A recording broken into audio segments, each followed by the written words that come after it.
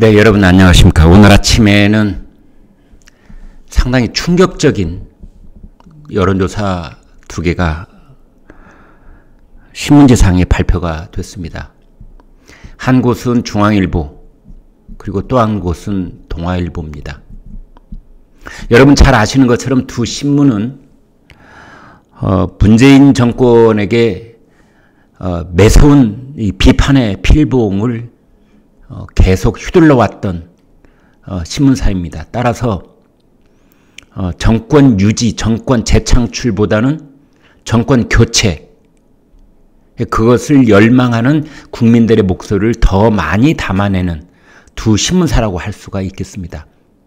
이 두 신문은 공식적으로 자기네들이 누구를 지지한다, 지지하지 않는다 이렇게 공표를 할 수는 없지만 신문 지상의 내용으로 보건대 혹은 사설로 보건대 문재인 정권과 이재명 후보 쪽에 아주 매서운 비판의 목소리를 계속해 왔던 신문입니다. 그런데 신년 특집으로, 그러니까 상당히 공을 들여서 한 대통령 선거 판도에 관한 여론조사가 나왔는데 그 결과가 충격적입니다.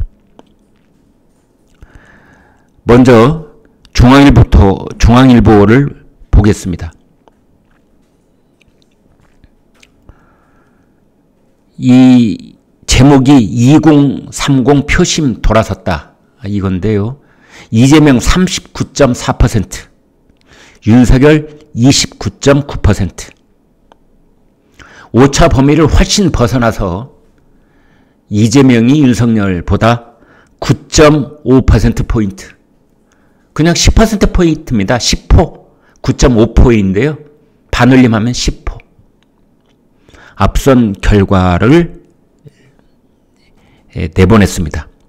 엠브레인 퍼블릭, 차차 말씀을 드리겠습니다만 중앙일보나 동아일보나 여론조사를 수행한 기관은 우리나라에서 매출 순위 10위 안에 드는 유력한 그런 여론조사 기관들입니다.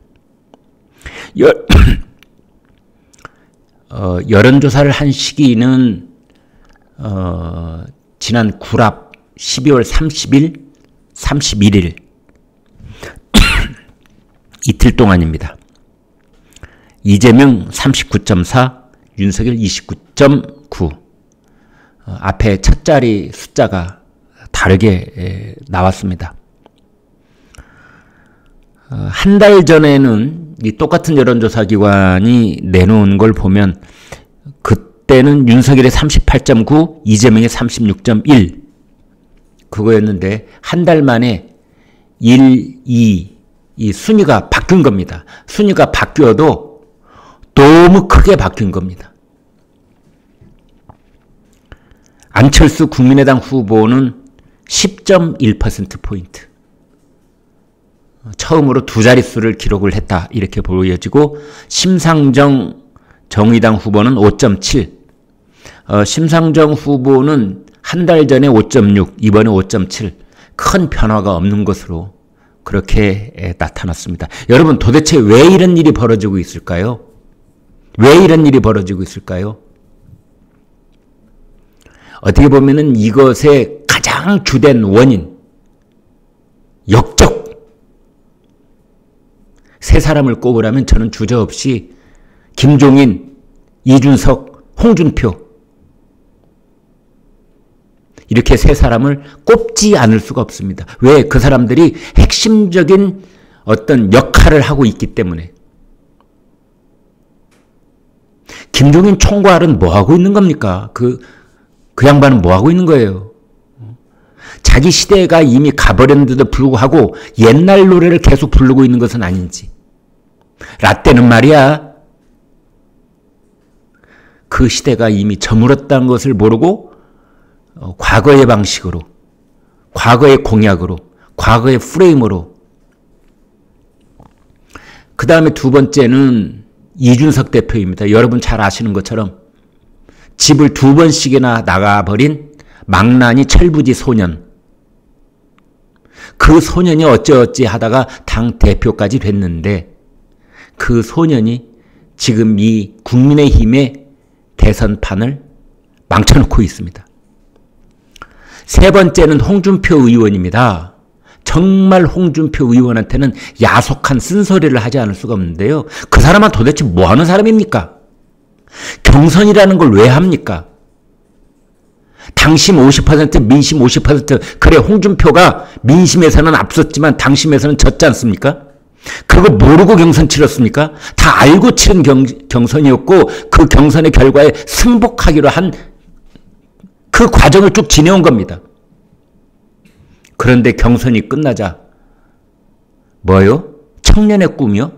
그래서 홍준표의 청년의 꿈, 그걸 가지고 계속 외곽을 빙빙 돌면서 윤석열한테 야지나 놓고 염장 지르고 그러면서 자기 세력 규합하고 혹시나 기적같이 자기한테 두 번째 기회가 찾아올까 뭐 그런 눈치를 그냥 노골적으로 내보이고, 이게 할 짓입니까? 이게 정치인의 도의에 맞는 짓입니까? 이 세 사람의 합작으로 김종인, 이준석, 홍준표, 지금 국민의힘 대선 후보의 지지율이 엄청나게 곤두박질 치고 있는 겁니다. 제가 여러분께 한 달 전쯤 이런 방송을 했던 기억이 납니다.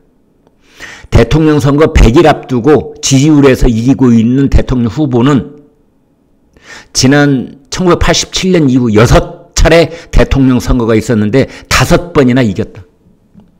100일 앞두고 이기고 있는 후보가 끝까지 완주를 해서 무난히 대통령이 다 됐다. 한 사람 예외가 있는데 그게 노무현이었습니다.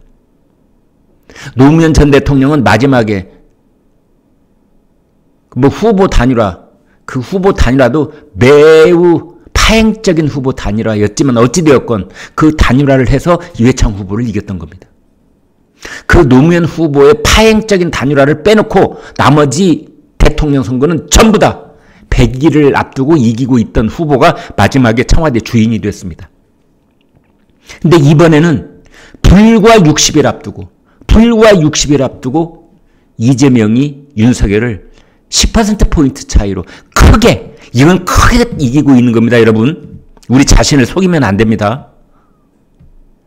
지금 이런 상황입니다.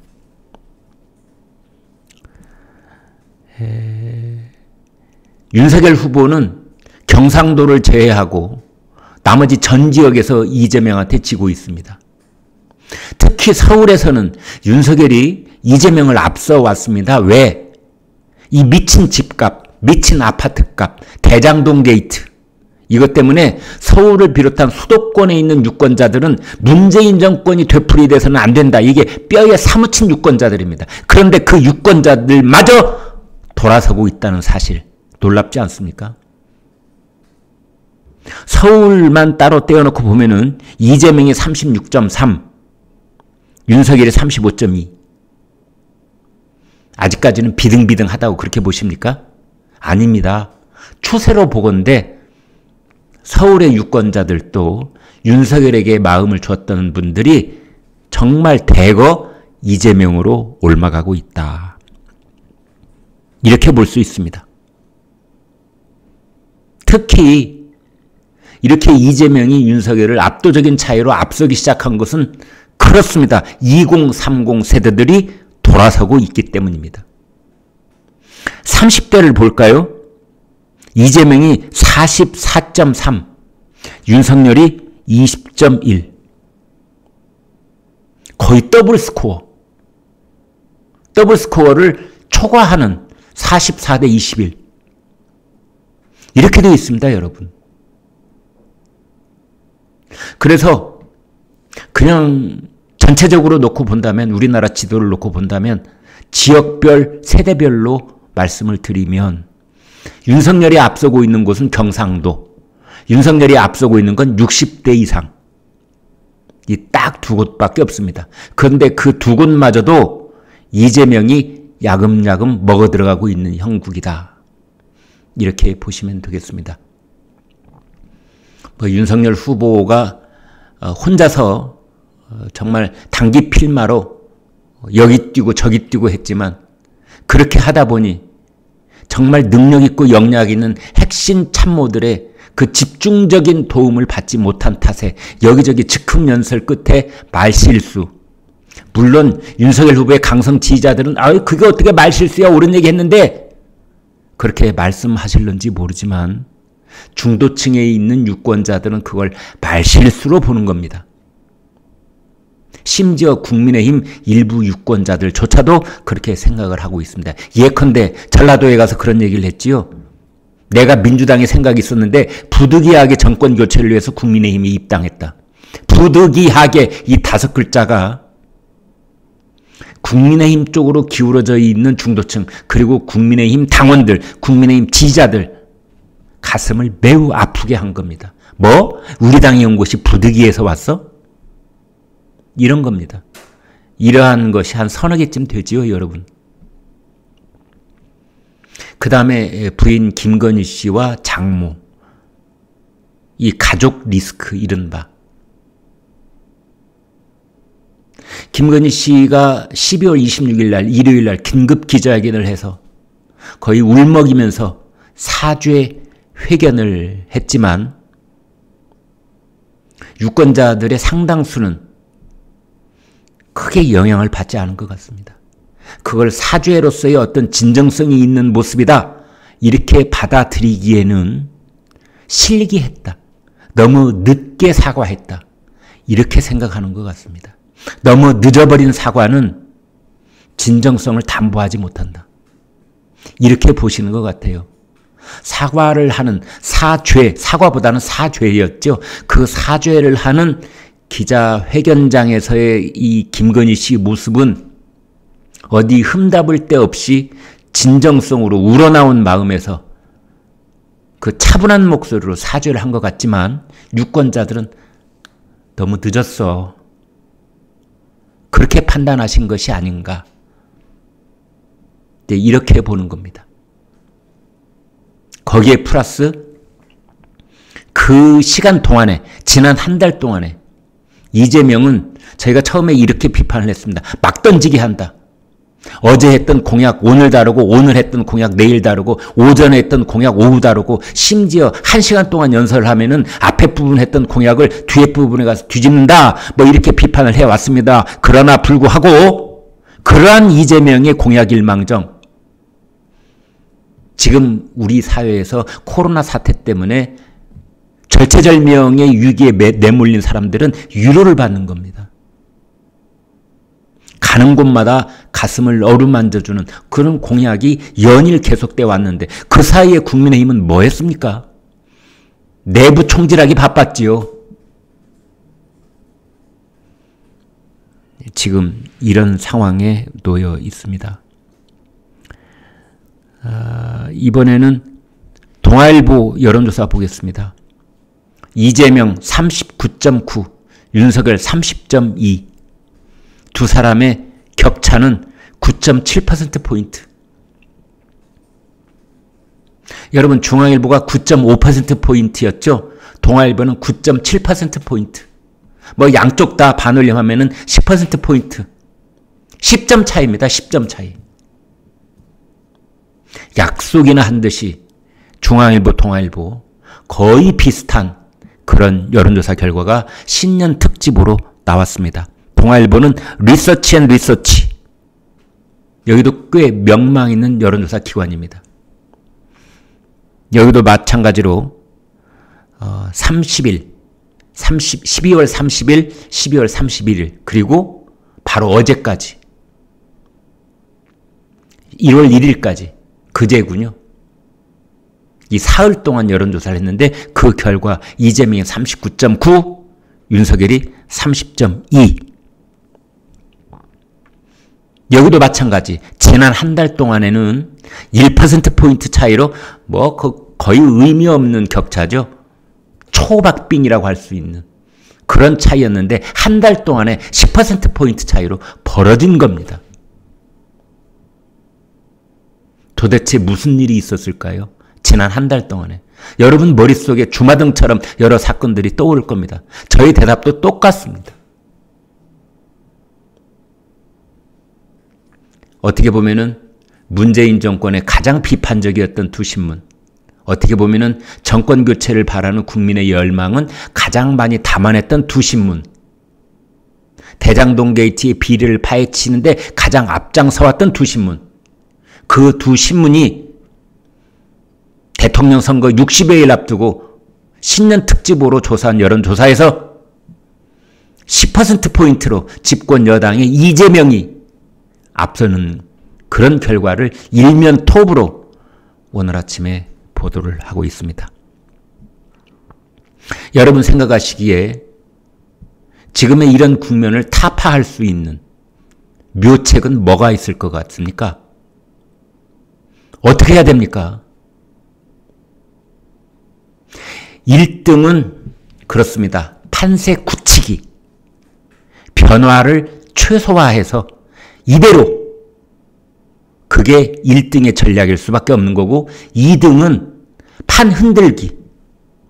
그래서 1, 2등이 바뀌는 기막힌 반전 드라마를 노리게 되는 겁니다. 따라서 윤석열 캠프에서는 이제 판 흔들기에 나서야 됩니다. 그것도 지진, 진도 9, 10 이 정도로 흔들지 않으면 꼼짝도 안 할 수 있습니다.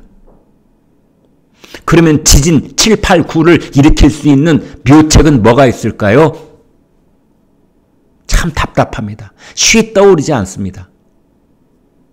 오늘 내일 이제 윤석열 캠프에서도 이런 공약 저런 공약 내놓겠습니다만은 지금 우리나라 대선 판도에서는 공약으로는 크게 차별화가 되지 않습니다. 공약은 그 콘텐츠보다는 누가 먼저 얘기하느냐, 그 다음 두 번째 얼마나 섹시한 메시지로 전달하느냐, 이게 훨씬 더 중요합니다. 어차피 코로나19로 어려운 분들 다 비슷합니다. 소상공인 자영업자들. 그 다음에 2030 표심을 잡기 위해서 그들을 위한 특화된 공약들. 그게 어떻게 큰 차이가 나겠습니까? 비슷비슷한 그 수준의 그 나물의 그 밥이지요. 다만 그 공약을 누가 먼저 선점하느냐. 첫 번째, 선점 효과. 두 번째, 그 공약을 얼마나 유권자들 귀에 쏙쏙 들어오게 전달하느냐. 이 두 가지일 뿐입니다. 그런데 그 두 가지에서 모두 다 윤석열 캠프의 김종인 총괄은 뒤지고 있습니다. 크게 책임을 느껴야 됩니다. 그렇다면은 이제 이 판을 흔들 수 있는 묘책. 글쎄요. 윤석열 캠프에서 자살 폭발 사건이 일어나야 됩니다. 누군가 하나는 윤석열 캠프를 그냥 내부에서 원자폭탄 하나 터뜨려서 산산조각을 내버려야 됩니다. 그리고 그 땅 위에서 다시 시작해야 되죠. 그 일을 할 수 있는 사람, 제가 보기에는 원희룡밖에 없습니다. 정책 총괄본부장. 제주지사직을 호련히 버려버리고 정권 교체를 위해서 국민의힘 대선판에 뛰어든, 그래서 4강까지 잔류했던 원희룡, 젊은 피에 속하는 원희룡, 아이디어가 있는 원희룡, 라떼는 말이야 이 말을 거의 하지 않는 원희룡, 그 원희룡, 대장동 1타 강사 원희룡. 원희룡이 김종인과 이준석을 솎아내는 원자폭탄을 터뜨리고 다시 맨 땅 위에 집을 새로 건축하는 방법. 시간이 얼마 안 남았습니다. 두 번째는 홍준표입니다. 홍준표 의원은 지금 청년의 꿈인가 뭔가 그 사이트에서 계속 젊은 애들 꼬드겨가지고 윤석열 후보 염장 지르고 돌아다니고 있는데 당장 그 짓을 멈추고 청년의 꿈이 아니라 윤석열의 꿈이라는 이름으로 그 사이트의 이름을 바꿈과 동시에 윤석열 후보에게 100% 힘을 실어주는 그런 활동을 바로 오늘부터 시작해야 합니다. 물론 그러기 위해서는 윤석열 후보가 홍준표 선배님을 찾아가서 무릎이라도 꿇고 이마라도 땅에 찌으면서 도와주십시오. 선배님과 저는 정권 교체를 해내야 될 원팀 아니겠습니까? 선배님이 하라시는 대로 하겠습니다. 그런 모습을 보여야 되지 않을까. 또 다른 묘책을 생각해 본다면 그렇습니다. 여러분 다 지금 머릿속에 떠올리시고 있는 그것 단일화입니다. 단일화. 그러면 윤석열이 누구하고 단일화 합니까? 허경영하고 단일화 할까요? 심상정하고 단일화 할까요? 한 사람 딱 그 사람 안철수입니다. 안철수. 안철수 후보가 드디어 10%를 넘기 시작했습니다. 최근에 제가 알고 있는 여론조사만 해도 두세 건에서 안철수가 드디어 10%포인트를 넘기 시작했는데요. 이거는 가속력이 붙을 겁니다. 그러면은 이제 윤석열, 안철수 단일화. 불과 한 달 전에는 단일화라는 말을 입에 올린 사람도 많지 않았을 뿐더러 설사 단일화를 한다고 해도 100% 윤석열 쪽으로 단일화한다 이런 생각만 했었지요. 그러나 이제 안철수 후보 쪽에서는 호락호락하지 않을 겁니다. 앞으로 탄력이 붙어서 이제 한 달 후 구정쯤 됐을 때 안철수 후보의 지지율이 20%를 넘어보십시오. 그리고 윤석열 후보는 그 상태에 정체되어 있거나 아니면 약간 뒷걸음질 쳐서 둘이 지지율이 비슷하다고 보십시오. 누구로 단일화될지 모르는 상황이 벌어지는 겁니다. 한 달 뒤에 가서 3개 여론조사 기관에 의뢰를 해서 당신이 대통령 선거에 투표장에 간다면은 윤석열을 찍겠습니까? 안철수를 찍겠습니까? 이거 물어보면 누가 더 많은 대답이 나올지 모르는 그런 상황이 전개될 수도 있다 이 말씀입니다. 지금 사태는 매우 심각합니다. 그래서 단일화 이것을 하기 위해서 물론 뭐 통합정부 얘기도 나오고 있고 단일화와 관련해서 개헌 얘기도 나오고 있고 뭐 그렇습니다만 이 통합정부에 대해서는 윤석열 후보가 별로 내켜하지 않는 것 같은 그런 자세를 취해왔습니다. 그러나 지금은 그럴 때가 아닙니다. 안철수 후보가 원하는 만큼의 총리 자리, 장관 자리 내주어야 하는 통합정부. 그것만이 유일한 돌파구일지도 모릅니다.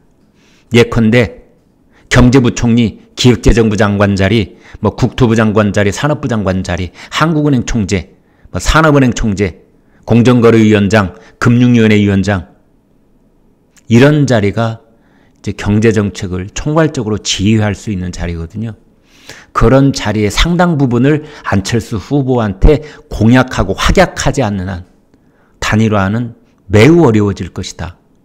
이런 분석도 가능하고 그 다음에 안철수 후보가 원하는 쪽의 개헌 약속 뭐 이런 얘기도 가능합니다. 그러나 단일화 절대 쉽지 않습니다. 여러분. 시간은 빠르게 움직이고 있습니다. 흐르고 있습니다. 선거를 치러본 많은 분석가들이 이렇게 말합니다. 선거 당일에 가까이 갈수록 후보들의 시계바늘은 정신없이 흘러가기 시작한다. 1년 남았을 때의 시계바늘과 한 달 남았을 때의 시계바늘은 전혀 다른 속도로 째깍거린다. 이제 윤석열 후보 캠프 저를 비롯한 뭐 많은 그 정치 분석가들이 사실은 빨간 신호등이 울렸다 계속 이 얘기를 해왔습니다. 그런데 윤석열 후보의 강성 지지자, 우파 보수 유권자들 쪽에서도 자기 편향적 확증을 계속 유지하고 싶어 하시는 분들, 그분들은 오로지 윤석열이 이길 거야 이런 말씀을 해왔는데 이제 빨간 신호등이 제대로 눈에 보이시느냐고 묻고 싶습니다. 지금 사태가 보통 심각한 게 아닙니다. 이것의 총체적인 책임은 그렇습니다. 후보입니다. 후보 자신. 제가 뭐 세 사람, 네 사람 뭐 거론해가지고 그 사람들한테 지금 비난의 화살을 쏟아 부었습니다만 아닙니다. 총체적인 책임은 후보 자신, 당무 우선권을 가지고 있는 후보 자신. 그리고 매일매일 모든 언론이 스포트라이트를 쏟고 있는 후보 자신입니다. 윤석열 후보가 오늘부터 어떤 모습을 보일지 여러분과 함께 아주 충격적인 소식과 더불어서 어떻게 하면 되는지 그 절체절명의 생각을 하면서 지켜보도록 하겠습니다. 네, 여러분 구독과 좋아요 부탁드리겠습니다.